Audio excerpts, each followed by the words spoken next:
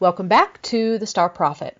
Earlier this year, Chinese President Xi Jinping was voted leader for life after nearly 100% of the delegates of the National People's Congress voted in his favor. While some wonder whether Xi will lead the country down the road to a dictatorship and mass murder like their last leader for life did, I can't help but wonder, just how long will Xi Jinping live? After all, president for life is only dangerous if the president in question lives a long time, and this one, Xi Jinping, won't. I give Xi through 2022, maybe 2023, at which point in time he'll be removed from his position, tried, and subsequently executed. I'm betting that it will take maybe a few more years after 2023, maybe as long as 2026, 2027 for the final execution. But nonetheless, Xi will be out. Even as we speak, there is growing discontent within his own party. You see, Xi rules his party with an iron fist. If you disagree with him, he'll simply send his thugs out after you to change your mind, even if it means torture or perhaps kidnapping and murdering your firstborn child or grandchild. His tactics are highly effective, which is how he achieved that nearly 100% vote in the first place.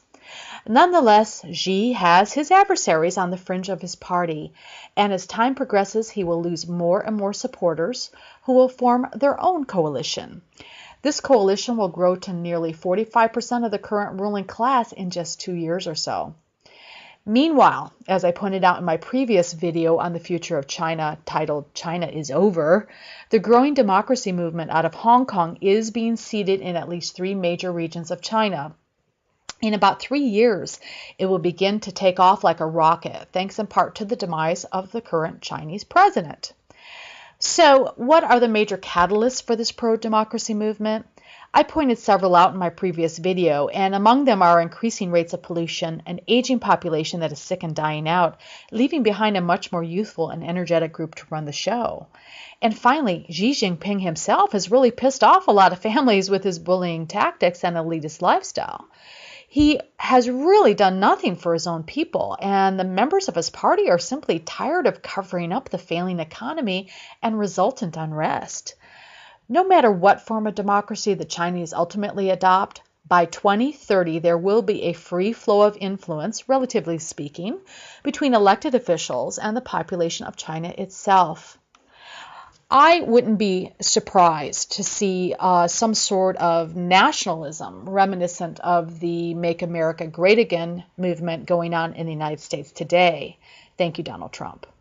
And despite the current economic downturn in China, which has apparently secured America's #1 economic ranking for now, it is possible that by 2040, China will be the #1 economy in the world and a very happy place to be.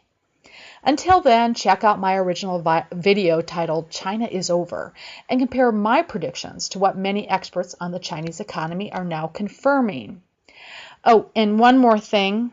In light of the White House leaks wherein one of Trump's own administration accused Trump of being stupid, childish, and incompetent, I wanted to see how Xi Jinping views Trump. I am very surprised to see that Xi is absolutely terrified of Trump. Yes, Trump is a friendly, likable man to many, but he carries himself with a great deal of confidence and intelligence. Also, I suspect that the Trump administration has already identified and cozied up to key adversaries of the current president of China, leaving Xi quaking in his boots, or so to speak. So in this respect, the coup against Xi Jinping is already underway, thanks in part to Donald Trump. And if you love the idea of a free and open society of China, which of course I do, this is a very good thing. But of course, if you are Google, or the soon-to-be defunct Facebook and Twitters of the world, the idea of making the Chinese people great again, but this time through fair wages, democracy, and free market principles, you'll be scared right back into your safe little spaces. Thanks for listening.